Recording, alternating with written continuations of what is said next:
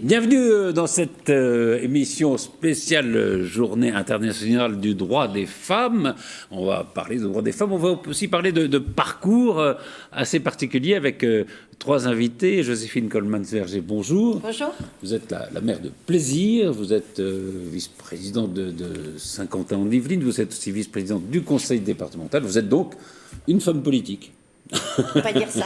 On va dire ça. Et alors, et à Plaisir, la journée de la femme prend un mois. Oui, hein, exactement. Si je peux dire. Exactement, parce que je considère qu'une journée, ça suffit pas. J'aurais même tendance à dire 365 jours, ça suffit ça pas. devrait être 365 jours. Exactement, donc un mois, c'est bien. Oui, et il y aura beaucoup d'actions qui vont se faire pendant ce mois dans votre ville. Oui, énormément d'activités. Karima Rafik, bonjour. Bonjour. Vous êtes une chef d'entreprise, vous êtes la PDG de la maison Alperel, qui fabrique des glaces, des sorbets absolument délicieux. Et au fond, c'est une économie. Enfin, tous vos produits viennent d'Île-de-France, hein, c'est ça? Alors, majoritairement, tous mes produits viennent d'Île-de-France. J'aimerais qu'il y ait de la vanille en Île-de-France. Hein, oui, ça, il y a pas tout. Voilà. Donc, mis à part la vanille et la mangue, hein, mais si demain, quelqu'un pouvait me produire en Île-de-France, mais sinon, tous mes produits viennent d'Île-de-France. Mais c'est des produits éco-responsables, voilà. Complètement, donc très RSO, éco-responsable. Et donc, quand j'ai repris cette belle entreprise, j'avais vraiment à cœur de pouvoir offrir à tous des produits avec une traçabilité et que le consommateur puisse réellement savoir ce qu'il allait avoir dans son assiette. Et vous nous raconterez votre parcours de chef d'entreprise, qui est un parcours absolument incroyable. Voilà, on va parler un petit peu de votre vie, parce que c'est vrai que c'est assez formidable. Florence Percadet-Choquet, bonjour. Bonjour Patrice. Vous êtes avocate au barreau de Versailles. Vous dirigez un cabinet, qui est un cabinet essentiellement féminin, non? On peut dire ça? Eh bien oui, nous sommes 11 au cabinet, dont 10 femmes. Voilà. Alors, c'est pas faute d'avoir essayé de trouver des hommes, mais voilà, nous n'avons eu que beaucoup de candidatures femmes, quelques candidatures hommes, mais les femmes étaient les meilleures. En tout cas, nos yeux. Et puis peut-être parce que vous dirigez ce cabinet que vous êtes une femme, allez savoir, non? Peut-être, peut-être. Alors, on va parler donc de cette journée internationale de la femme. J'ai vu le titre « L'égalité aujourd'hui pour un avenir durable ». Je trouve que ça fait on prend un peu des trucs à la mode, là, un peu partout, dans l'écologie. Non, vous ne trouvez pas que c'est un titre un peu bizarre, non? Un peu pompeux, moi, je trouve. Oui, des choses pourraient être plus simples quand même. Pourquoi pour un avenir durable? Évidemment, on espère que c'est pour un avenir durable. Je comprends même moi pas non très plus. bien. Non, c'est pas très... Ça vient d'où d'ailleurs, ça c'est le titre de cette journée internationale de la femme 2022. Oui, on va faire un peu d'écologie. Et oui. Voilà, on utilise encore la femme pour faire de l'écologie. C'est ça, puis je pense que ça a dû être écrit par un homme, excusez-moi. Voilà. Oui. Qui connaissait pas bien le sujet. Alors, c'est vrai que je dis ça comme ça. Paraît normal. Oui, c'est ça. Non, mais heureusement que c'est pour un avenir durable. Je vais vous faire réagir peut-être. On va parler un peu généralement, puis après on va discuter de chacune de vos spécialités. Mais peut-être d'abord sur un sondage sur lequel je voudrais vous faire réagir. On a demandé aux Français, est-ce que vous êtes à l'aise avec l'idée qu'une femme soit présidente de la République? Est-ce que vous savez combien disent oui, on est à l'aise à peu près? Que vous diriez quoi? Une minorité, peut-être. Ah bon? Non, moi je dirais 35%.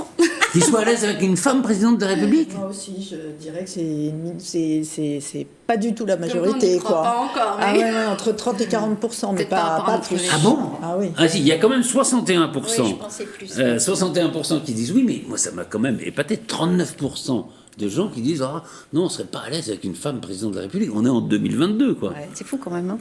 On était loin. C'est dingue. C'est dingue. Non, mais ce qui veut dire... Alors, on peut parler un peu politique. Il y a au moins 3 femmes candidates, et 4 avec Nathalie Arthaud, d'ailleurs. Prenons celles qui pourraient être au deuxième tour, c'est-à-dire Marine Le Pen et Valérie Pécresse. Ça veut dire que peut-être il y a, je ne sais pas, 1 ou 2% ou 3%, et ça peut jouer dans une élection, qui vont se dire... C'est une femme.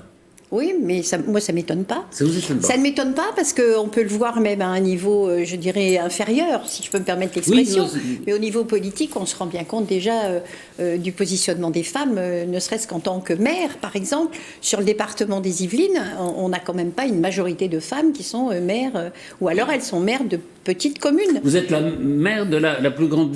Enfin, Oui. Femme maire voilà. de la plus grande ville des Yvelines. Hein. Exactement, et ce qui est très... Il y a Rambouillet maintenant aussi. Oui, il y a Rambouillet, mais ce que je veux dire par là, c'est que je peux vous donner 2 petites anecdotes. La première, c'est que quand j'ai été élue maire, un homme politique que je ne nommerai pas m'a dit, vous vous rendez compte que vous allez gérer une ville de 30 000 habitants. J'ai été quand même assez surprise. Je me suis dit, est-ce que tu aurais posé cette question à un homme? Et du coup, ça a fait, peut-être pas. Ça, c'est quand même étonnant. Et on m'a aussi dit une fois, vous souriez trop, Madame le maire. Quand on est maire, on doit être beaucoup moins souriante que ça. Ça sont quand même des choses qui font écho au fait et au pourcentage inquiétant de personnes qui se disent mais non, une femme ne peut pas prendre un positionnement important. Valérie Pécresse disait d'ailleurs elle-même, il y en a marre qu'on dise toujours qu'on doit être vice-présidente, mais jamais présidente de quelque chose. C'est quand même assez étonnant. C'est quand même assez étonnant. On n'a pas fait beaucoup on n'a pas beaucoup évolué. Et pardon? Non, mais juste pour compléter ce que vous dites, qui est un peu plus dans mon domaine, on doit avoir une parité sur les listes électorales dans les entreprises quand il y a les élections de représentants du personnel. Et donc maintenant, ça doit être une femme, un homme ou un homme, une femme. Et c'est systématiquement un homme, une femme, un homme, une femme, un homme, une femme. Et chez nous aussi. J'ai regardé par exemple les statistiques. Alors, c'est vrai que, puisqu'on parlait de politique, la loi sur la parité a quand même changé. C'est-à-dire qu'aujourd'hui, il y a des femmes, le paysage politique a changé, que ce soit dans les mairies, que ce soit dans les assemblées, que ce soit à l'Assemblée nationale, au Sénat. Mais j'ai regardé quand même, dans les départements, il y a combien, un peu plus de 90 départements en France, hein, il n'y a que 10 femmes présidentes de conseil départemental. Oui. Oui, il y en a très très peu. On s'en aperçoit. On n'avance pas très vite. La parité a permis à des femmes d'avoir le courage d'y aller, parce qu'il y a aussi ça. C'est pas une question de compétence, c'est une question de courage. Il y a une question de positionnement. Et on se rend compte que effectivement, quand on monte une liste électorale et on sait qu'il faut la parité, c'est pas toujours simple de trouver les femmes, parce que les femmes sont toujours occupées à d'autres choses et surtout, je le dis, elles ne se sentent pas forcément capables. Il y a quelque chose qui fait qu'elles sont toujours en retrait. Un truc dans l'éducation, hein, qui est dans les culturelles, quoi. Et on le sent véritablement. Encore une toute petite anecdote, c'est que en recevant les personnes qui viennent pour se présenter, je dirais que dans une liste électorale au niveau municipal, j'ai vécu ça. Les hommes, quand ils arrivent, ils présentent tout de suite leur pédigré avec tout ce qu'ils ont fait, tout ce qu'ils savent faire. Et je dois creuser pour savoir pourquoi ils s'engagent en tant qu'hommes politiques dans la collectivité. Les femmes, c'est l'inverse. Elles arrivent et elles disent « Je viens parce que je veux m'engager au niveau de la ville pour les citoyens. » Et c'est moi derrière qui dois gratter pour savoir ce qu'elles font dans la vie, quelles sont... C'est incroyable, il y a une démarche complètement différente des hommes et des femmes. Et les compétences sont identiques.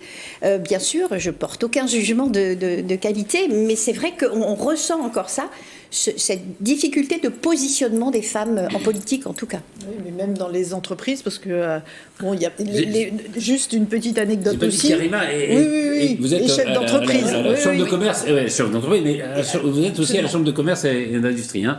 Complètement. Vous êtes élu. Voilà, je suis donc du coup doublement élue à la chambre de commerce Versailles-Yvelines et à la chambre de commerce Paris-Île-de-France, et où j'ai été vraiment en fait séduite par le programme de notre président Guillaume Kérou, qui avait fait une liste paritaire. Hein. Là, c'est pas obligatoire. Hein, c'est pas obligatoire. Aujourd'hui, c'est quelque chose qui on pousse vers cela. Mais après, donc, chaque président, porte réellement ce qui, par rapport à sa façon de penser, sa façon d'agir. Et très clairement, moi, je parle en toute transparence, il m'avait contacté en me disant, donc j'ai eu ton contact parce que par l'ARIA et les femmes dans l'industrie agroalimentaire, en fait, il me dit comme ça, en fait, au départ on se voyait, il me dit mais vous êtes un ovni. Je dis non, je ne comprends pas le terme ovni. Et c'est vrai qu'après j'ai réfléchi, je me suis dit c'est vrai que dans l'industrie agroalimentaire, c'est un milieu Oui, c'est un milieu de mecs. C'est un milieu de mecs. Disons-le. Et c'est vrai que, souvent, moi, que ce soit, plus dans des réseaux auxquels j'appartiens, quand j'arrive, on me dit, alors c'est l'entreprise de ton mari, c'est l'entreprise de ton papa. On dit ça encore. Et du coup, en fait, on doit tout le temps se justifier. Alors, oui, c'est ça, on se dit, ou alors elle a hérité, quoi. En tout cas, on doit partir en explication, alors que bon... On va parler de vous tout à l'heure, on verra que vous n'avez pas hérité. Non. Pardon, je vous ai interrompu, Florence. Je vous en prie. Petite anecdote, c'est que donc je suis au MEDEF des Yvelines. Et je suis la seule femme actuellement au conseil d'administration, parce que vous aviez... J'espère que ça va changer. Il y a des élections à la fin de l'année. Oui, il y a encore un poids. Voilà. C'est pour ça que la loi sur la parité a quand même fait du bien, parce que il fallait obliger, quoi, à un moment, non ? Peut-être. Non, vous n'étiez pas très beau. C'est-à-dire, c'est toujours pareil, c'est qu'on a l'impression qu'on nous fait un cadeau. Et c'est-à-dire, c'est ressenti comme ça aussi par pas mal d'hommes qui nous disent « Ah oui, mais évidemment, vous êtes plus nombreuses maintenant parce qu'il y a la parité qui s'est mise en place. » Mais ça a donné un coup de, de booster, mais bien sûr. Mais ça, il faut l'accepter, bien sûr. C'était la femme de Lionel Jospin, Madame Agazinski, qui soutenait beaucoup la parité. Et alors, à l'époque, on disait « Oui, mais alors, pourquoi il n'y a pas, je sais pas, des noirs voilà. Et elle disait, mais attendez, l'humanité, elle est la seule division en deux parties à peu près égales, c'est homme-femme, c'est pas le reste. Donc voilà. Pourquoi si je peux me permettre, pourquoi en fait on est obligé de tout le temps passer par là?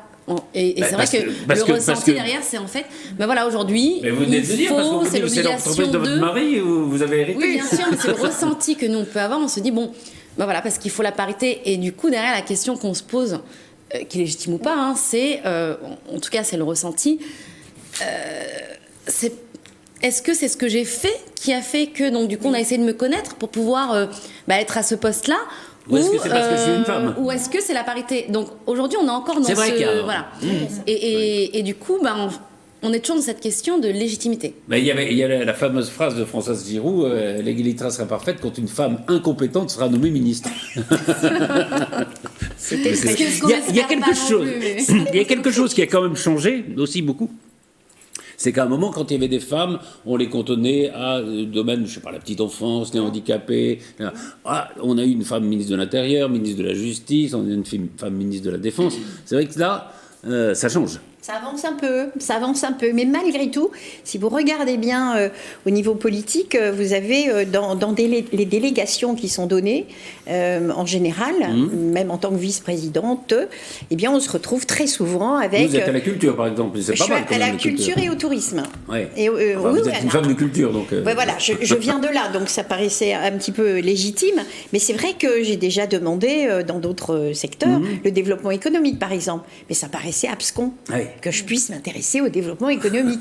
Alors que, je veux dire, c'est quand même... Il y a Christine Lagarde quand même.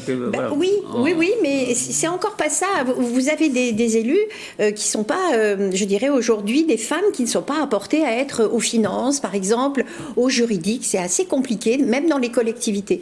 Et au niveau des agents des collectivités, c'est la même chose. Vous regardez, on essaye de travailler sur les égalités, bien sûr, au niveau des salaires, c'est moins compliqué. Au niveau des agents, puisque ce sont des fonctionnaires, pour la plupart. Mais en tout cas, vous pourrez constater que les femmes vont aussi plus vers certains secteurs que d'autres. Mais parce qu'elles ont l'impression qu'il y a un plafond de verre pour elles. Et c'est un petit peu dommage. Il y avait une étude d'ailleurs qui était très frappante, c'était au lycée, elles sont meilleures que les garçons. Oui. Et quand on regarde les grandes écoles, il y a plus de garçons que de filles, parce qu'à un moment, il y a une sorte de plafond de verre comme ça, ils disent non, c'est pas fait pour les filles. Quoi. Enfin, c'est pas fait pour moi. C'est pas fait pour moi. C'est pas fait pour moi. Non, mais on leur met dans la tête quand même. C'est bien. Vous-même, alors, vous étiez adjointe au maire de Plaisir pendant deux mandats, je crois. Oui, c'est ça. Et comment ça s'est passé quand vous êtes devenu maire? Vous dites en gros...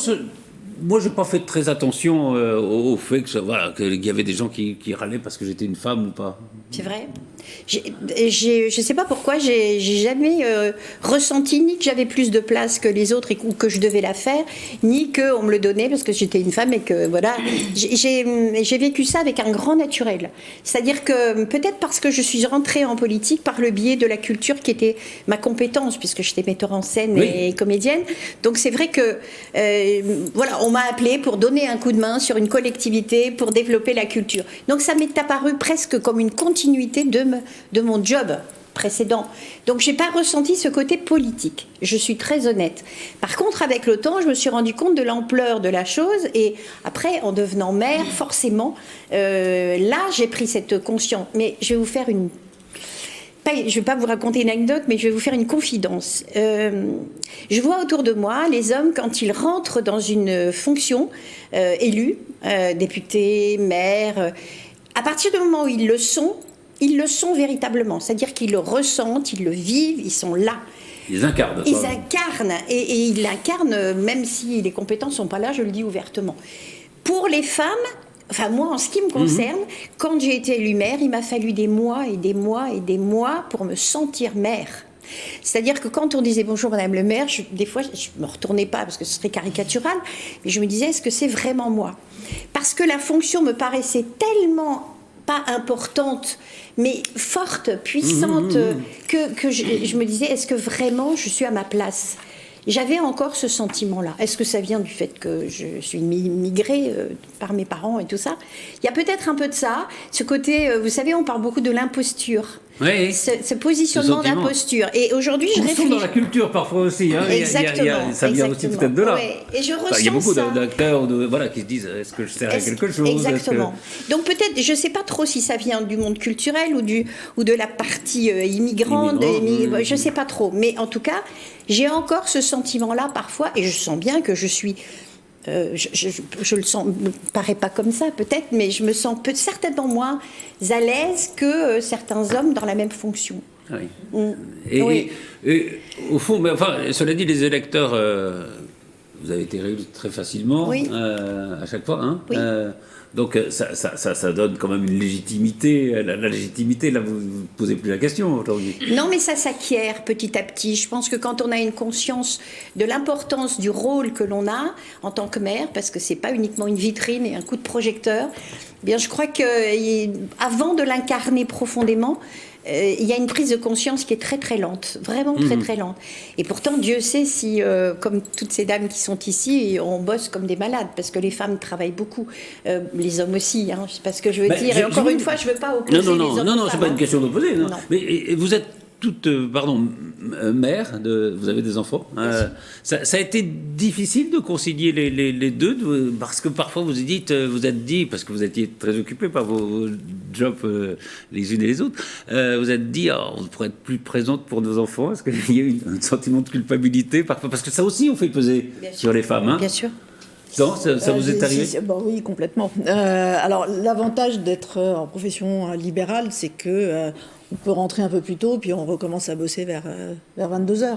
Mais la petite anecdote, c'est que j'avais promis à mon fils qui était en maternelle d'aller faire la chasse au lapin de Pâques avec lui à la maternelle. Et donc ça, c'était 15 jours avant, et puis je le dépose à la maternelle, et je lui dis, ce soir, amuse-toi bien, machin. Il me dit, mais maman, c'est aujourd'hui la chasse au lapin de Pâques. Tu m'avais dit que tu venais. Et j'avais une audience à 9h à Versailles. Et j'avais totalement oublié. Ouais. Et mon fils m'a regardé, et il m'a dit, ne t'inquiète pas, maman, l'assistante, elle le fera avec moi.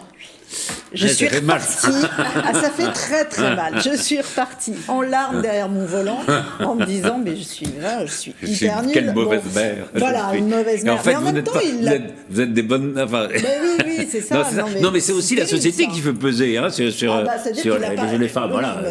Mon fils parce que le père se demande pas là. Voilà. Et à chaque fois, quand l'école appelait, s'il y a un problème là, on m'appelait moi, et c'était vous comprenez, votre mari est avocat. Voilà, donc oui, moi aussi. Mais c'est comme ça, quoi. C'est comme ça. Karima, Moi, ça m'évoque beaucoup ce que Florence vient de dire. Vous avez été mère très jeune en plus. J'ai été mère très jeune, à l'âge de 19 ans. Et ça m'évoque beaucoup ce qu'elle me dit, parce qu'effectivement, il y a forcément tout le temps ce sentiment de culpabilité, parce qu'on gère déjà une entreprise. Donc quand on dit mère, oui, mais alors là, vous parlez de mère. Voilà, donc... Non, je définis mère et mère. Exactement, mais du coup, ça a tout son sens, parce que on a déjà une entreprise, parce qu'il y a une organisation à mettre en place pour fluidifier pour la famille. Il y a déjà une charge à pouvoir élever nos enfants, leur apporter aussi tout ce dont ils ont besoin, parce que on a vraiment cette préoccupation de leur apporter le meilleur. Donc on fait comme on peut, souvent. Ouais. Et donc dans le comme on peut, en étant chef d'entreprise, aujourd'hui on est dans une société où on a aussi envie d'exister. Et pour moi, être mère au foyer, c'est un boulot qui n'a pas été vraiment mis en avant, et je pense qu'il va être très très difficile. Faire que mère au foyer, je ne l'ai jamais fait, donc je ne pourrais pas parler pour ces mères au foyer. Mais pour moi, c'est un boulot qui est très difficile. Et du coup, en fin de compte, c'est pas un métier aujourd'hui qu'on met en avant, et c'est pas évident. Donc forcément, en plus, étant chef d'entreprise, il faut concilier les deux et pouvoir donc du coup répondre aux besoins aujourd'hui de ce qu'on a envie de faire en tant que personne, et donc du coup de rentrer dans cette société aujourd'hui qui est en train d'émerger. Et pour nous les femmes, ce qui est bien, donc le côté paritaire, c'est bien que ce soit dans les mœurs, mais il faudra que ce soit encore plus ancré naturellement. Absolument. Ouais. Et que du coup la différence, donc je vous rejoins, effectivement, on n'est pas là en train de dire que les hommes font moins bien que les femmes, mais simplement que les hommes se disent que les femmes font aussi bien que les hommes. c'est exactement, je pense, en tout cas, moi, c'est le message que je voudrais porter. Et vous, par rapport à vos enfants, ça vous a posé un problème d'être, parce que on est occupé quand même. Alors, moi j'ai eu des enfants très jeunes aussi, j'ai 3 fils, mais c'est vrai que c'était pendant la période, surtout quand ils étaient petits, pendant la période où j'étais metteur en scène. D'accord. Donc j'étais en tournée, c'est pas plus simple. Ah oui, vous étiez partie aussi. Ouais. Ah mais c'était pas plus simple, donc c'est vrai qu'il fallait jongler, et je me rappelle quand même, mon mari ayant un job international, donc il voyageait aussi, donc c'était assez complexe, il y avait une organisation très très difficile. Mais c'est vrai, et là aussi, je le dis avec tout l'amour que j'ai pour mes enfants, je suis restée 3 années à la maison, ou 4 années, parce que j'ai eu des jumeaux, donc pour vraiment m'occuper d'eux au départ. Mais qu'est-ce que j'ai été triste de rester à la maison. Je le dis, mes enfants le savent, et il fallait absolument que je sorte de ça. Et je sentais, pourtant mon mari était un 68 art, puisque je dis, il avait fait la révolution de 68, donc voilà, il était là-dedans, mais il avait quand même ce concept de la famille, où c'était moi qui devais rester à la maison. Le maire, et ça a été très très difficile pendant cette période, faire comprendre que moi aussi j'avais quelque chose à faire. Et quand des jeunes femmes veulent s'engager en politique, parfois, est-ce que le problème de la famille, de l'éducation pèse. Ça pose problème. Ça pose problème. Je deviens à ce moment-là, je dirais, quelqu'un qui essaye de convaincre les personnes, pour pas leur dire de laisser tomber la famille, mais pour leur dire que elles doivent aussi se faire confiance, et que l'organisation se fait à plusieurs, se fait avec la ville, qui va aménager aussi du temps, puisque nous, c'est presque du libéral aussi, puisqu'on aménage aussi notre temps en fonction d'eux.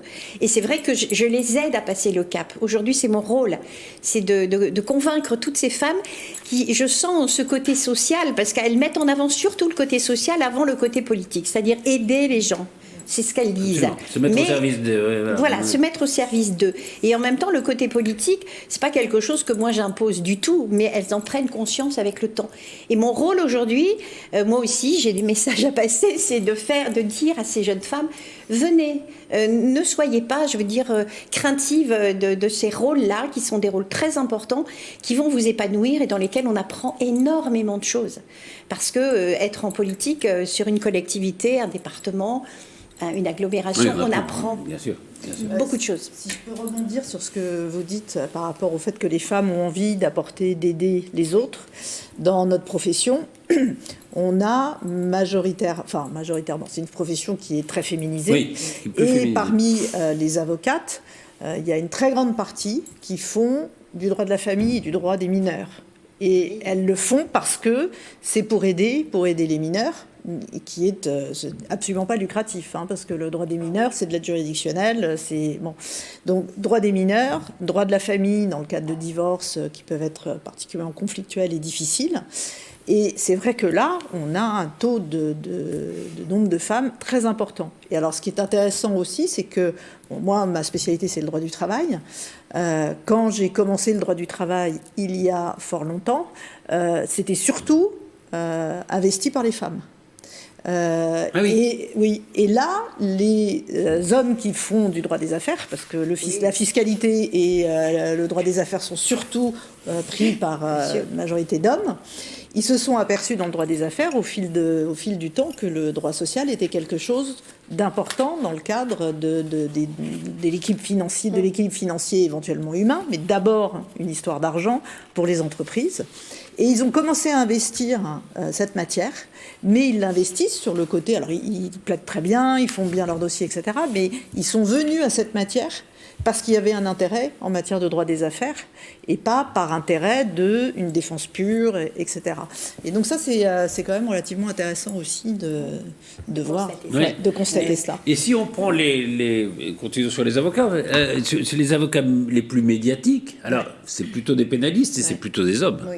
Hein, oui, alors il y a des femmes pénalistes. Simplement, les femmes ne se mettent pas sous la lumière. Donc les hommes pénalistes, ça, oui. bien sûr, oui. Les hommes pénalistes. Alors je cite l'exemple de mon mari qui était pénaliste, il a toujours refusé de parler aux journalistes. Il a dit c'est mon dossier, ils n'ont pas à savoir ce qu'il y a dans le dossier. Et je leur répondais vous n'avez qu'à venir à l'audience. Donc lui il se mettait pas du tout sous la lumière. Mais c'est peut-être un cas un peu particulier par rapport aux autres. Moi j'ai fait des émissions où j'avais des avocats qui m'appelaient pour passer. Je vous le dis. Voilà, c'est ça. Mais je vous ai pas appelé pour passer. Non. Mais c'est vrai qu'on voit surtout des hommes, mais parce qu'ils ont une grosse voix, parce qu'ils ont une présence qui n'est pas la même. Ministre, etc. Bien sûr, donc c'est très très différent. Mais c'est vrai que les femmes se mettent moins, et probablement c'est ce que vous disiez, c'est qu'elles se mettent moins en avant. Et du coup, elles sont moins... Bon, alors, il y en a qui sont un peu sous les spotlights, mais très peu, très peu par rapport aux hommes. Vous dites, quand vous avez commencé, il y avait pas mal de femmes dans le droit du travail, mais bon, vous travaillez beaucoup avec des entreprises, vous défendez des entreprises, des grandes entreprises. Vous avez jamais senti, au fond, que le fait que vous soyez une femme pouvait poser un problème, le rapport avec les chefs d'entreprise? Tout s'est fait de façon très facile. Alors, je ne sais pas si c'est une histoire de tempérament, mais tout s'est fait, sûrement. Mais tout s'est fait de façon très facile et j'ai jamais senti, à aucun moment, bon, sauf quelques blagues grivoises de certains confrères, mais sinon, j'ai jamais senti de rejet ou de dire t'es une femme, reste à ta place, quoi. Et avec mes clients qui sont autant des hommes que des femmes d'ailleurs, j'ai jamais eu la moindre réflexion ou le moindre écart condamnable, quoi. Donc ça s'est toujours très très bien passé. Vous disiez dans votre cabinet il y a 10 femmes pour un homme, c'est ça? Il y a une différence dans la façon de travailler entre les avocates et les avocats? Oui. Il y a une différence. Alors, je ne sais pas si c'est le tempérament de mon associé, mais c'est quelqu'un de plus... alors, je ne sais pas si c'est parce qu'il y a 10 femmes, mais pourtant, il est là depuis 10 ans au cabinet, donc il a dû s'habituer. Mais il est plus en retrait. Alors que nous, on travaille porte ouverte, ça rentre, ça sort, ça échange beaucoup. Et alors, je peux pas en faire une généralité, mais là, ça échange moins. Ou s'il a un problème, il vient voir pour qu'on échange sur une difficulté, mais il échange moins sur éventuellement sa vie perso. Mais nous, les femmes, on sait que entre nous, ça papote et ça papote aussi parce qu'on déjeune, on a une grande cuisine, on déjeune tous ensemble. Voilà. Vous voulez dire qu'il travaille plus que vous, quoi? Voilà, c'est ça. Voilà. Travaille plus. Nous, on travaille peut-être moins, mais on a d'aussi bons résultats. Donc, on est peut-être mieux organisé. Vous disiez, c'est vrai que c'est le métier judiciaire, d'une façon générale, se sont beaucoup féminisés. Le barreau de Versailles est assez en tête. Je crois qu'il y a combien? Je sais plus, je regardais 60%, je crois. Non, 56. 56% de femmes, avocates. La première femme avocate, ça date de quand? Alors, la première femme, il y a une loi qui a autorisé les femmes à prêter serment, qui est du 1er décembre 1900. Et donc, la première femme qui a prêté serment, c'était le 4 décembre 1900, et je lis mes notes parce qu'elle a un nom compliqué, Sonia Olga Balachowski. Et ensuite, il y a Jeanne Chauvin qui a prêté serment le 9 décembre, et c'est elle qui a l'initiative. C'est elle qui a l'initiative de fait que les femmes puissent devenir avocates. Et la première femme bâtonnière, donc la femme qui dirige un ordre... On dit bâtonnière ou on dit bâtonnier? Moi je dis bâtonnière, parce que ça me paraît bien. Comme avocate, ça a mis longtemps pour venir, parce que moi à mes débuts, on disait avocat. Moi je disais moi-même, je suis avocat. Et avocate, on dit bien maître, on dit pas maîtresse. Non, on dit toujours maître. Sinon, ça pourrait être compliqué. Ça pourrait être compliqué. Et donc, je crois que la première femme bâtonnière, elle a été élue en 1959. C'est pas 32? Non, je vous ai dit une bêtise. C'est à Versailles en 1959. Et à Paris, oui, c'est en 1932. À Roche-sur-Yon, je crois. Voilà, exactement. Mais à la Roche-sur-Yon. et à Madame Versailles, Follet. barreau féminin, il y a plutôt des bâtonniers hommes. Oui, nous avons eu que 4 femmes bâtonnières. Ouais. Donc, Donc, là aussi, hein, il y a un petit. là aussi, c'est marrant, hein, parce que c'est dans il y a le peu- diable se cache dans les détails, oui, mais c'est il y a vraiment peu de ça, quoi. Il y Hein. a peu de candidates, donc c'est la même chose. C'est ça. Il y a peu de candidates. C'est un vrai sujet, hein, quand même. Le Oui, fait bien sûr, c'est un vrai d'aller sujet. volontairement Alors, vers quelque cela chose. dit, c'est une fonction particulière, hein, aussi bâtonnier, il faut aimer. Enfin, faut vouloir. Oui, Il y a oui, pas de mais raison. pourquoi pas. Enfin, je veux Oui, dire, non, c'est non. un peu Les chef détails d'entreprise. font Hein. la différence. Voilà, Oui, oui. Et alors, on a la parité obligatoire aussi pour le Conseil de l'Ordre. Donc, D'accord. il faut une liste paritaire. Et maintenant, pour être élu bâtonnier ou bâtonnière, il y a le bâtonnier ou la bâtonnière. À Paris, là, c'est la bâtonnière et le vice-bâtonnier. Et à Nanterre aussi, c'est une bâtonnière avec un vice-bâtonnier. Donc, ils sont 2, mais il y en a un qui... Oui, il y a une parité, oui, c'est- il y a une parité tout à aussi. fait. Binôme paritaire. Voilà. D'accord. Karima Rafik, alors, on va parler un peu d'Alperal, qui est donc à Trappes. C'est une maison qui fabrique des glaces et des sorbets. Vous dites d'ailleurs, c'est une entreprise RSE, hein, plutôt. Alors, enfin, c'est une entreprise que j'ai amenée à ce qu'elle soit RSE parce que ça fait partie de mes convictions. Donc, on fabrique, donc on est dans l'industrie agroalimentaire. On fabrique des glaces et des sorbets et des desserts glacés, donc 100% naturel. Donc, c'est vraiment l'ADN de la marque. Et quand j'ai racheté l'entreprise en 2016, j'ai vraiment voulu, donc c'est cette partie RSE que je travaillais en amont, parce que c'était vraiment dans l'air du temps, mais c'était vraiment les prémices du côté engagé ou le consommateur, parce que qui achète au final, c'est le consommateur. Et, alors, quand et vous l'avez acheté, la maison vendait plutôt aux professionnels, hein, c'est ça? alors la maison vendait uniquement Professionnel. Voilà, donc du coup aux restaurateurs. Donc mon prédécesseur vendait des bacs de 1,5 litre, donc il avait une très belle clientèle en Île-de-France. Et du coup, sur le côté RSE, j'ai voulu en fin de compte me dire, ok, là on utilise du lait UHT, donc on a fait un vrai sourcing produit. C'est le premier truc qu'on a fait d'ailleurs. Et en se disant, bon, c'est pour ça que je parle de RSE, donc qu'est-ce qu'on peut aller chercher qui est à côté? Moi, je connaissais pas les Yvelines. J'ai vraiment embarqué en fait de chez moi en Auvergne. Donc à Vichy, exactement. Vous dites Vichy, hein, c'est Voilà. ça. Et où j'ai toujours, principalement vécu. Et donc, du coup, j'arrive dans les Yvelines parce que j'ai rencontré, sans épiloguer, mais j'ai rencontré donc, mon prédécesseur au salon de l'agriculture. Par hasard, donc on allant Bon, voir... pour raconter, c'est rigolo. voilà, vous allez au salon de l'agriculture. au salon de l'agriculture, mais alors vraiment parce que c'est hyper simple. Vous goûtez ces glaces et vous lui dites, elles sont bonnes, quand est-ce que vous vendez votre entreprise, en Mais gros? je vais pas au salon de l'agriculture dans l'optique de vouloir en fait benchmarker des entreprises à racheter. J'y vais vraiment parce que j'avais un poste que j'aimais beaucoup d'ailleurs, dans lequel j'avais beaucoup évolué et qui m'a tout appris parce que moi je suis vraiment une autodidacte, hein, donc en amont et du coup je vais vraiment au salon de l'agriculture pour aller voir des copains qui avaient en fait des restaurants éphémères qu'ils avaient montés et je trouvais ça exceptionnel parce que bon je suis fille de restaurateur et toute la partie gastronomie m'a toujours intéressée parce que j'ai grandi là-dedans.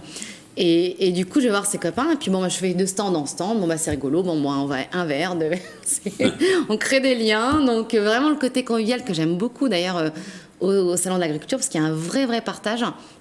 Et du coup, je rencontre le prédécesseur, je goûte ses glaces, je fais oh, c'est super, enfin, c'est génial ce que vous faites. Elles étaient vraiment délicieuses, quoi. Les papilles qui, c'est, une longueur en bouche, incroyable. Et alors, mais je sais pas pourquoi j'ai dit ça. Hein. Je lui dis, mais vous vendez pas votre boîte? Il vous dit non. Il vous dit non. Mais j'ai un fils qui va la reprendre et ça. Mais en disant, mais. Et 3 ans plus tard, vous la rachetez. Dingo, celle-là. Pourquoi elle me pose cette question? Enfin, je suis là tranquillement à mon stand, je vais goûter mes produits. Donc, du coup, alors pourquoi j'ai posé cette question? Parce que j'avais en tête de pouvoir acheter, de devenir entrepreneur. Parce que j'ai évolué dans une entreprise de centre d'appel et c'était un métier qui était très difficile où je suis rentrée dans une petite boîte donc de 30 salariés. J'ai eu un... On peut raconter un peu votre histoire. Vous êtes né au Maroc, hein, vous arrivez en France à 6 ans et demi. Voilà, hein. exactement. Vous parlez pas français? Pas du tout. Et puis, comme c'est votre mère... J'ai des anecdotes où ça m'a... quand j'étais petite, ça m'a traumatisée, mais en fait, ça m'a donné une force, et ce qui fait que j'ai eu peur de rien après, parce que je suis arrivée à l'âge de 6 ans et demi en France avec ma maman. Mon père est décédé, il avait plusieurs restaurants, donc à Nanterre et donc à Vichy, parce qu'à un moment donné, il a voulu partir de cette vie un peu parisienne, donc il a ouvert un restaurant à Vichy. Je sais pas pourquoi, hein, mais bon, voilà. Et donc, du coup, nous, on s'est retrouvés donc aller directement à Vichy. Et puis là, ma maman, elle me dit, bon, ben voilà, tu vas à l'école en CP. Donc, j'avais déjà 7 ans. Les autres, ils avaient 1 an de moins. Et donc, du coup, ben, tu vas à l'école. Donc, j'arrive à l'école et je comprenais rien. Mais comme si, en fait, je comprenais absolument pas ce qu'on disait, quoi. Donc, du coup, au bout d'un moment, parce que on se moquait, et donc j'ai inventé une langue pour dire que je savais faire. Donc, je parlais une langue, mais qui était complètement baragouinée. Oui, c'est complètement. Et donc, du coup, et après, je me suis moins fait embêter parce que avec cette nouvelle langue, que j'avais inventée, c'était une sorte de répondant où j'avais mis des barrières. Et en fait, à partir de là, j'avais une maman qui savait pas lire ni écrire. Oui, ça. Il a fallu que vous vous occupiez de votre mère, en fait, voilà, que vous avez les papiers, tout ça, c'était vous. Donc, à un moment, il faut que vous appreniez, quoi. Exactement, le français, de femmes, donc, au foyer. Alors après, généralement, quand on est dans ces positions-là, où on s'en sort par les études, ça vous plaisait pas tellement, hein, les études? Alors, du coup, en fait, on s'en sort par les études. Ça, j'ai très bien compris, jusqu'en 4e. Et en 3e, je sais pas, en fait, je me suis ennuyée. Mais vraiment, littéralement ennuyée. Je sais pas pourquoi, je pourrais même pas vous l'expliquer. Et donc, du coup, je commençais à avoir des notes qui dégringolaient. Alors que j'aimais beaucoup la lecture. La lecture, c'est quelque chose qui m'a beaucoup portée. Parce que, donc, ayant une maman qui savait pas lire et écrire, beaucoup d'histoires, et puis qui vivait aussi la précarité, je me suis fait beaucoup d'histoires à travers les livres. Et c'est quelque chose qui m'a beaucoup aidée. Et donc, du coup, en fin de compte, je m'intéressais plus à lire des bouquins que être en cours, et parce que, je sais pas, les matières peut-être m'intéressaient pas, à part le français et l'histoire, mais les autres matières ne m'intéressaient pas. Et donc, du coup, rapidement, on me met dans une... ça marche pas. La 3e, on redouble pas. Ouais. Vous allez en BEP comptabilité, donc ce que j'ai fait. Donc, vous avez fait un BEP comptabilité. Un BEP comptabilité, exactement. Et vous rentrez dans cette... Alors, vous êtes maman, on l'a dit tout à l'heure, à 19 ans. Il faut bosser. Il faut, en fait, il faut... faire bouillir la marmite, hein, comme on dit. et vous entrez dans cette entreprise de télévente Par hasard, qui a 30 salariés. Voilà. Et puis un jour, vous croisez le PDG au café, la machine à café. Et vous lui dites quoi? Et du coup, en fait, juste avant cette entreprise, en amont, j'avais fait des boulots de vente en magasin, qui m'a pas du tout plu, parce que on force le client. Alors, madame, qu'est-ce que je peux vous aider? Alors que la fille, elle vient d'arriver. Moi, je déteste ça déjà, donc on préfère regarder et puis du coup voir ce qui nous convient. Et je rentre donc du coup dans cette entreprise de 30 salariés, donc de centre d'appel, donc gestion d'appels entrants et sortants. Et donc, par hasard, au bout d'un mois, je rencontre le PDG, salle de pause. Et du coup, qui me dit, alors est-ce que vous êtes naturellement, est-ce que vous êtes épanoui dans ce que vous faites? Et alors du coup, moi on était une boîte, c'était que des nanas, c'était 99% de femmes. Et vous vous êtes fait engueuler toute la journée au téléphone, non? C'est ça? On se fait insulter. À l'époque, c'était pour France Télécom, sans citer personne. Mais c'était donc du coup des enquêtes de satisfaction ou de la télévente. Donc on appelle les gens, vous avez déjà dû être appelé par des gens à n'importe quelle heure jusqu'à 20h. On leur raccroche au nez, pour on vendre les engueule, quoi, des forfaits téléphoniques. Oui, donc épanoui, c'était pas le mot, quoi. C'était pas le mot de par les horaires, parce que on commençait à 8h30, on finissait à 20h, avec une pause de 2 heures l'après-midi, mais qui servait à rien. Bref. Et donc du coup, c'est épanoui. Est-ce que vous voulez entendre ce que vous avez, ce qui pourrait vous faire plaisir, ou est-ce que je peux être honnête? Bon, j'avais 20 ans, j'étais remplie d'entrain. Et du coup, il me dit non, allez-y, je vous en prie, soyez honnête. J'ai écouté le mot épanoui, c'est pas le mot, et d'autant plus que je m'étais renseignée parce que ça m'intéressait. Les affaires m'ont toujours intéressée un peu. Je sais pas, c'est quelque chose qui m'a toujours intéressée. Et je m'étais renseignée sur cette entreprise, et donc du coup, je vois en fait que l'offshore, on était complètement dedans, avec des prestataires, donc notamment en Afrique du Nord ou en Inde, qui vendaient les mêmes prestations 3 fois moins chères. Et je me suis dit, en fin de compte, on est 100% dépendant de France Télécom. Et donc, je lui dis, donc, là, vous êtes responsable de 30 salariés. Pourquoi ne pas diversifier votre portefeuille client? Et ce qui permettrait, je pensais égoïstement aussi, donc à moi et aux collègues, parce qu'en diversifiant le portefeuille client, on allait chercher des des missions à valeur ajoutée, on pouvait finir plus tôt, etc. Enfin, et qui étaient plus intéressantes, à pas se faire insulter, pas se faire accrocher au nez, enfin... Même si on avait cette habitude à se dire, on porte un costume et puis quand on repart, on le pose, quoi. Donc c'était un peu ce côté théâtral et qui est dans beaucoup de métiers, en fait. Hein. Et donc du coup, là, je dis, c'est pas épanouissant. Et je pense que il va falloir diversifier parce que c'est dangereux. Ouais.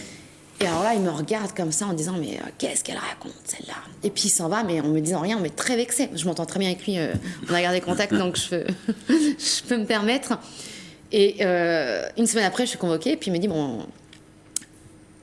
diversifier le portefeuille client, allez-y, voilà, vous avez un bureau, les pages jaunes à l'époque, un ordi, allez-y, diversifier le portefeuille client. Alors, on va passer sur les détails, parce qu'on n'a pas trop le temps, mais quand vous avez quitté la boîte, vous êtes entré, il y avait 30 salariés, il y en avait 700. Alors donc du coup, après moi c'était vraiment mon job, et c'est ce que j'ai vraiment aimé, c'est le développement. Donc du coup, c'est une boîte que j'ai vraiment développée de 30 à 700 salariés. Mais le PDG m'a vraiment fait confiance, alors qu'au départ, c'était quelqu'un qui était plutôt misogyne. Oui. J'utilise le terme. Il y avait un directeur commercial d'ailleurs qui n'y croyait pas du tout, non? Pas du tout, mais c'était des potes de rugby, et puis c'était mis à prendre une boîte, et ils ont eu France Télécom par hasard, mais ils n'ont jamais démarché et ni cultivé le client. Alors la diversification, en fait, je leur parlais complètement, une autre langue. Alors revenons, donc vous achetez, on revient à Alperel que vous achetez en 2016, et donc vous allez démarcher les grandes surfaces, vous vendez aux particuliers, ça marche très bien, ça marche si bien qu'en 2019, vous partez en vacances pour la première fois en Corse, c'est ça?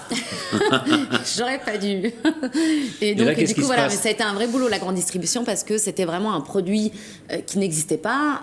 Donc, du coup, on proposait une offre qui était complètement 100% naturelle dans les glaces, locale, et avec très peu de sucre. Donc, moi, mon souhait, vraiment, en ayant repris cette entreprise, d'avoir un objectif à se dire, je veux ouvrir mon usine aux consommateurs. Et ce qui se fait pratiquement pas.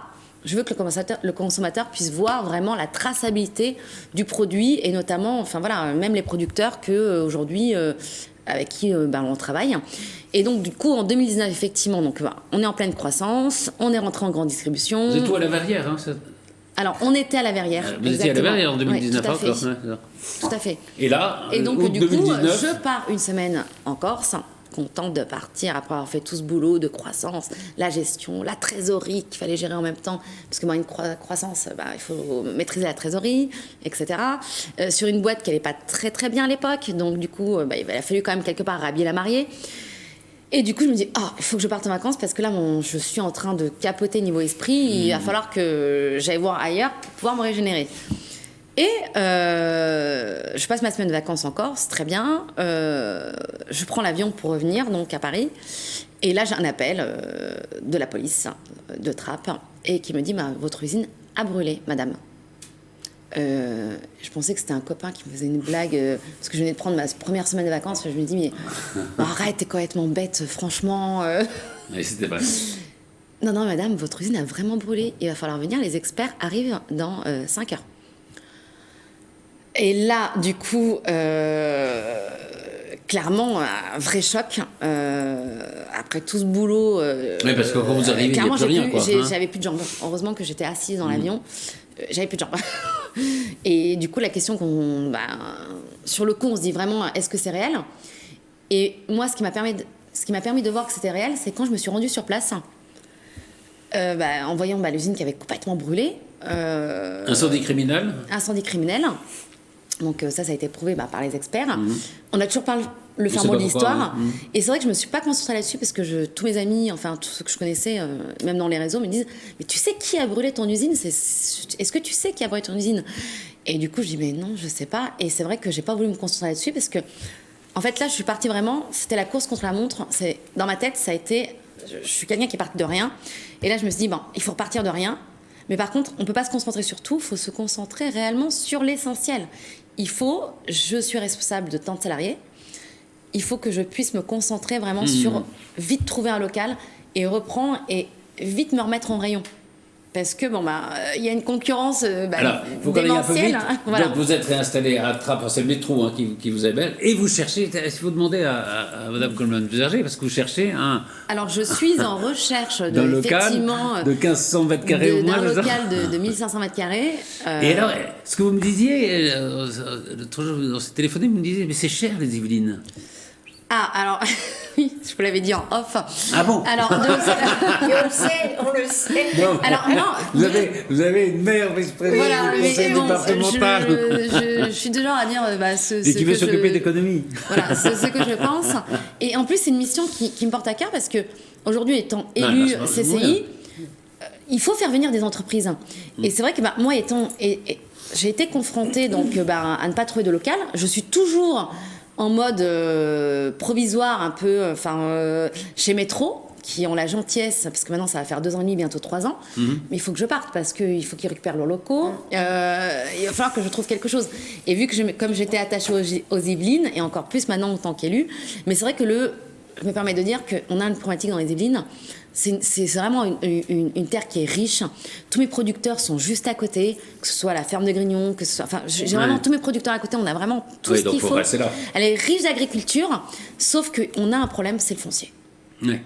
Et de trouver aussi... C'est un problème que vous avez pour des entreprises. Vous avez pas mal d'entreprises. Nous, on a du foncier sur Plaisir, puisqu'on est dans une zone entre la zone des Gâtines et la zone de Sainte-Apolline. On a développé une zone qui s'appelle la zone high-tech et qui est une zone justement en ouverture aux entreprises. Alors, je ne sais pas si vous avez, on va parler entre nous là, mais je ne sais pas si vous vous êtes rapproché de Saint-Quentin-en-Yvelines par rapport à ça. Et normalement, là, il y a des choses qui se développent actuellement. Donc, je ne sais pas où vous en êtes, on peut en parler en off, éventuellement. Alors, actuellement, je ne les ai pas eu récemment, mais effectivement... je verrai ça. Donc, moi, je ne demande pas mieux que ça reste sur la zone. Il est formidable son parcours. Mais exactement, je trouve ça extraordinaire. Puis surtout, vouloir repartir à zéro avec cette même énergie, c'est extraordinaire. Il faut absolument qu'on vous trouve quelque chose. mais pour moi, en fait, vraiment... Comme quoi, voilà. Quand on veut, c'est intéressant parce que oui. souvent, on se dit c'est des mecs qui sont des battants et tout ça. C'est pas vrai, quoi. Mais non, pas uniquement. Pas uniquement, ouais. Il ne faut pas exagérer quand même. Dans quel domaine vous diriez qu'il faut encore se battre? Alors on sait qu'il y a encore l'égalité salariale, on n'y est pas encore. Je crois qu'il y a des femmes qui s'arrêtent le 8 mars à 15h30 parce que après elles ne sont plus payées. En gros, c'est ça. Non, le 8 mars symboliquement. Mais il y a surtout un problème au niveau des retraites. Il y a quand même plus de 800 € de différence entre les hommes et les femmes en moyenne sur la retraite. C'est énorme. C'est énorme. Oui, c'est ça. Il y a une paupérisation importante. Qui est déjà bien implantée, mais qui se développe. J'ai beaucoup de contentieux comme ça sur des problématiques sur l'égalité hommes-femmes en termes de rémunération. Ah oui. Il y a beaucoup de contentieux. Et ça va au contentieux maintenant? Ah bah oui, ça fait longtemps que ça va au contentieux. Oui. Ça fait bien 20 ans qu'il y a des contentieux sur ce sujet-là. Et c'est vrai qu'une fois, j'ai entendu un chef d'entreprise dire mais non, mais pourquoi est-ce que je rattraperais le salaire? Ça fait 3 ans qu'elle est en vacances. Parce que congé maternité, et puis derrière congé parental pour élever ses enfants, donc en vacances. Donc pourquoi est-ce que je devrais appliquer les augmentations générales alors que c'est la loi, quoi, en fait, quand même. Enfin, voilà. Vous parliez dans quel domaine peut-être il faudrait que les femmes... Moi, je pense que tous les domaines doivent être en ouverture. C'est pas une réponse de Normand que je fais, mais ce que je veux dire par là, c'est que aujourd'hui, on a des secteurs qui sont des secteurs assez... je dirais valorisant, qui semble valorisant. C'est sûr que chez vous, il y a des choses importantes à faire. Et également dans votre domaine à vous, les chefs d'entreprise, c'est vrai qu'il y en a très très peu. Il y a une émission à la télévision qui est passée il n'y a pas longtemps sur des jeunes qui viennent présenter des projets, vous avez vu, des start-up et tout ça. Je regardais la proportion. C'est que des mecs? Mais pratiquement que des hommes. C'est pratiquement que des hommes. C'est ça. Donc il faut aussi que les femmes aillent dans ce développement d'entreprise. Oui, il y a aussi peut-être un effort de la part des femmes. Enfin, il faut les pousser. Enfin, je veux dire, peut-être que la société a fait que c'est comme ça qu'on les éduque comme ça. On a notre rôle à jouer. La société, si je peux me permettre, complètement, parce qu'aujourd'hui, moi je vois dans divers réseaux, quand j'ose pas dire que j'ai 4 enfants, Parce que du coup, du coup, on va pas te solliciter pour tel ou tel truc. 4 enfants, c'est beaucoup. La chef d'autobus, Alors que du coup, on peut tout mener. mener. C'est clairement, vraiment. C'est pas possible. On peut mener les deux peut mener parce les que deux. voilà, c'est quelque chose qui, forcément, moi, étant chef d'entreprise, on va prendre le congé maternité.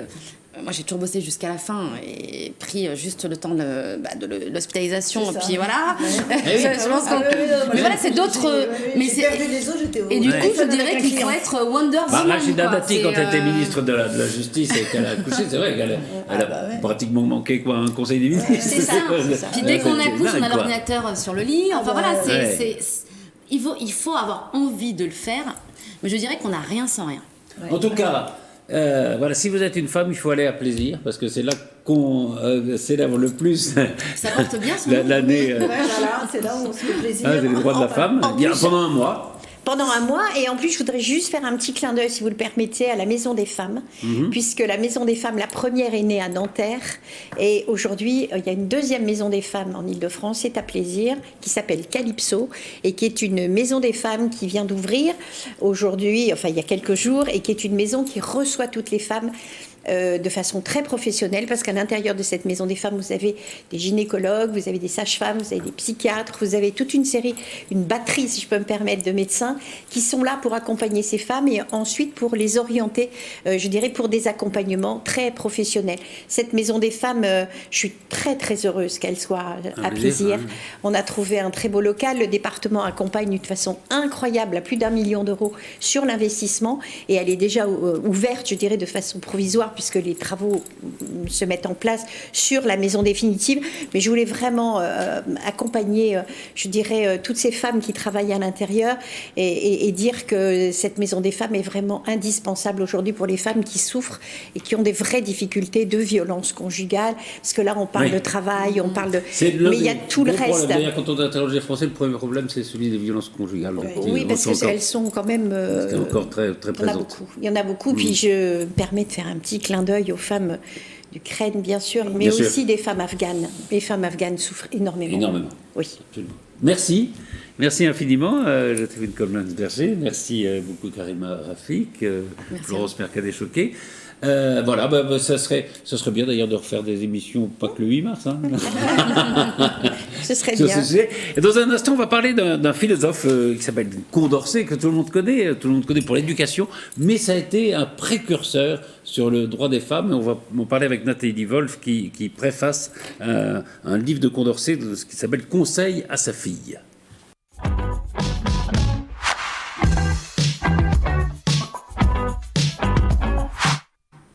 On va continuer de parler du droit des femmes avec vous, Nathalie Wolf. Bonjour. Vous êtes maître de conférence à l'Université de Versailles-Saint-Quentin et vous préfacez avec Laura Almaki un livre de Condorcet, de textes de Condorcet qui sont très peu connus. Et on va découvrir que Condorcet, qu'on connaissait beaucoup pour l'éducation, qu'on connaissait beaucoup pour les droits civiques aussi, s'est beaucoup intéressé, était même un pionnier pour les droits des femmes. Exactement. C'est vrai qu'il n'est pas très attendu sur ce sujet. Peut-être un petit mot rapide quand même sur Condorcet. Qui est Condorcet ? Parce que au fond, c'est un nom qu'on connaît, mais si l'éducation, on voit à peu près, mais sinon, on ne sait pas grand-chose de lui. C'est vrai que c'est un des philosophes des Lumières qui est le moins connu de tous, peut-être, assez mystérieux aussi. Alors, qui c'est ? D'abord, c'est un grand mathématicien. Il a laissé une œuvre considérable, des travaux pionniers sur les statistiques, sur le calcul intégral, sur les probabilités. C'est aussi un homme politique. Il a été député en 1791, également en 1792. Donc, c'est un homme des Lumières. Il n'a pas beaucoup survécu à sa fonction de député, puisqu'il est mort en 1794. En 1794, exactement. On va peut-être y revenir tout à l'heure, mais effectivement, il fait l'objet d'un arrêté d'arrestation par Robespierre et il va fuir, il va se cacher pendant plusieurs mois et puis ensuite, malheureusement, il va être arrêté puis il va mourir 2 jours après dans sa cellule. D'ailleurs, il y a un très grand mystère autour de sa mort. On ne sait pas s'il s'est suicidé, on ne sait pas s'il est mort d'apoplexie ou s'il a tout simplement... Son corps, si.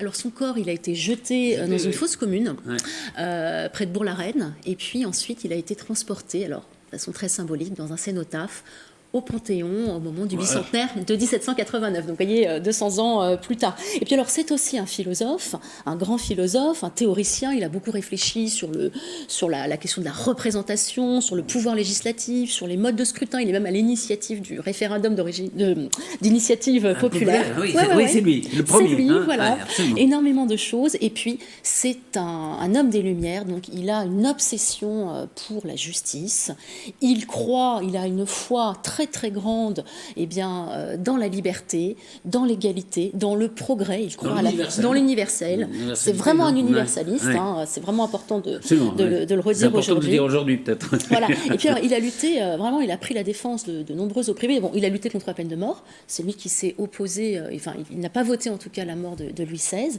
et puis il a été l'avocat des protestants, des juifs, des noirs, c'est le premier à créer un mouvement anti-esclavagiste, et puis il a pris la défense des femmes. Donc ça, c'est pas très c'est formidable. Ouais. Alors, je prends juste un petit extrait d'un des textes, parce que c'est des textes qu'on connaît très peu. Hein. Il y a les lettres à sa fille, et puis il y a d'autres textes que vous avez retrouvés, que vous préfacez avec Laura Almaqui. Et c'est... Alors, par exemple, cette phrase sur les femmes, par exemple, « Tous n'ont-ils pas violé le principe de l'égalité des droits en privant tranquillement la moitié du genre humain de celui de concourir à la formation des lois ?» en excluant les femmes du droit de la cité. C'est quand même incroyable. Incroyable. On est en 1790, quoi. C'est ça. C'est incroyable. On est vraiment avec un homme qui est un visionnaire, un précurseur, parce que en 1789-90, les femmes n'ont pas de droit de vote. Le droit de cité, c'est le droit de vote. Elles n'ont pas de droit politique, tout simplement. Et lui, il va militer avec une force extraordinaire pour ces femmes. Ils sont très, très peu nombreux, les hommes de la Révolution, à défendre les droits des femmes. Et malheureusement, ensuite, il faudra attendre la libération. La libération pour qu'elles obtiennent le droit de vote. Et là, il va plus loin que ça. C'est pas juste le droit de vote. C'est au fond qu'elles occupent des fonctions politiques. Qu'elles occupent des fonctions politiques. Il dit, à cette époque, c'est incroyable, il dit, pourquoi pas des femmes qui serait à la tête d'une armée, qui présiderait un tribunal. Donc il est extrêmement précurseur. Et puis surtout, il a également proposé, et c'est ce qu'on essaie de montrer avec Laura Almaqui dans ces textes qu'on a eu envie de faire connaître, il a proposé une école, il a pensé une école républicaine, l'école d'aujourd'hui, avant même que Jules Ferry la mette en œuvre 100 ans plus tard. Et surtout, il imagine une école, et ça c'est très très avant-gardiste, où les filles et les garçons étudient ensemble. La mixité. La mixité des garçons et des filles. C'est extraordinaire. Alors, moi, c'est vrai que j'ai découvert à travers ces textes, parce que on ne connaissait pas, je ne pensais pas que dans les années de la Révolution, il y avait des hommes qui soient aussi avancés sur le droit des femmes. C'est quand même incroyable. Oui, on les compte sur les doigts d'une main. Alors, il y a eu aussi quelques femmes, bien sûr, Olympe de Gouges, Théroigne de Méricourt. Non, mais il y avait quelques femmes qui étaient dans le combat des femmes, mais des philosophes, ils ont plutôt dit souvent des choses très différentes. Ah oui, Rousseau, par exemple, pour lui, dans les milles et dans l'éducation des femmes, les femmes sont là, elles sont éduquées pour plaire à leur mari et les soigner. C'est vraiment très opposé à l'esprit rousseauiste de la même époque. Et c'est intéressant, au fond, il y a des textes très connus de Condorcet, mais c'est assez intéressant qu'au fond, ces textes que vous avez retrouvés, que vous publiez, soient passés un peu dans les oubliettes de l'histoire. Oui, tout à fait. Tout à fait. Il est peut-être resté... C'est pas innocent, quoi. Non, c'est vrai. C'est des textes qu'on connaît mal. Il y a ce magnifique texte qui nous a énormément émus avec Laura, qui s'appelle « Conseil à sa fille », où après avoir pris la défense des femmes, s'est adressé aux femmes dans leur ensemble, la moitié du genre humain, comme il le dit. Il va écrire à sa fille. Alors, il a été arrêté. Il sait qu'il va... il est en fuite. Il sait qu'il va être arrêté. Et il écrit à sa fille, elle n'a que 5 ans, et il lui adresse des conseils pour la guider sur les chemins de la liberté, sur les chemins de l'indépendance, et il lui dit la voie du bonheur, c'est d'avoir l'estime de soi, c'est de poser son regard sur autrui, de faire attention à l'orgueil, à la vanité, de faire du travail un trésor, d'avoir une vie à soi et pas seulement un accomplissement dans le mariage. C'est vraiment très émouvant. Incroyablement moderne, quand même, parce que l'accomplissement dans la famille, dans le mariage, c'est encore des choses qu'on entend aujourd'hui. Et qui pèsent encore on l'a vu tout à l'heure dans le débat qu'on avait, au fond, il y a une culture quand même qui est très forte de d'assigner la femme à un rôle, qui est le rôle de mère de famille. Et il dit ça, c'est ça, on est en 1790. Il dit ça, voilà, une époque où vraiment on est loin de mettre en application tous ces principes, puisque d'ailleurs, même ces femmes dont on parlait, Olympe de Gouges ou Théroigne de Méricourt, toutes ces révolutionnaires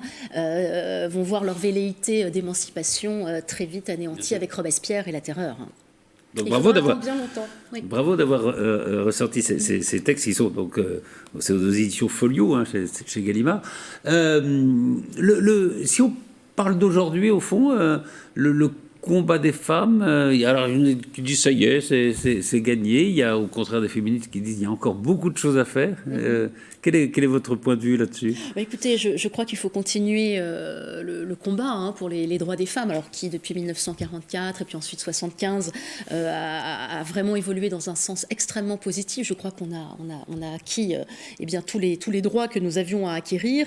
Il y a maintenant à les mettre en œuvre, la pratique, une évolution des mœurs. Mais je crois que les jeunes générations, je crois que quand on regarde les jeunes de 10 à 20 ans, à mon avis, ont été éduqués autrement, et je suis extrêmement optimiste. Moi, pour la suite, il faut bien sûr continuer de lutter contre la violence faite aux femmes, et il y a un certain accompagnement à faire, y compris peut-être dans la formation des experts, des policiers, des magistrats également. On le voit sur un certain nombre d'affaires. Peu à peu. Mais je crois que nous avons gagné nos droits, et peut-être qu'il faut continuer de les défendre, de les garantir, de les défendre, dans l'esprit de Condorcet justement, avec cet universalisme qui, à mon avis, est protecteur. C'est ça qui est important aussi. Hein. Je crois que c'est ça qui est important. Il y a des femmes qui pas sont les uns contre les autres. Voilà, c'est ça. Des femmes sont dans la revanche aujourd'hui. Je crois qu'il faut se garder de ces dérives qui peuvent être dangereuses, et puis se tourner surtout vers nos amis ukrainiens, les Ukrainiennes qui sont extrêmement courageuses aujourd'hui, qui se battent, qui feront l'objet, comme souvent dans les guerres, avec des crimes odieux, beaucoup de viols, on le suppose. On verra ce que donneront quand on découvrira toutes ces exactions. Et puis une pensée aussi vers les femmes afghanes. Rappelons que ces femmes ne peuvent plus se déplacer. Tout à l'heure, Joséphine Colzon-Berger, qui a dit tout à l'heure, elle avait raison de rappeler ça. C'est vrai qu'il ne faut pas. Enfin, il y a la question de l'Ukraine, mais il ne faut pas oublier aussi les femmes afghanes qui souffrent énormément. Oui, plus de droit de circuler dans l'espace public, plus de droit de disposer de leur corps. Elles ont plus été de droit exclues, de l'éducation. Totalement. Ouais. Alors, je rappelle, voilà, Nicolas de Condorcet conseille à sa fille et autres textes que vous préfacez avec Laura Elmaki, et c'est chez Folio.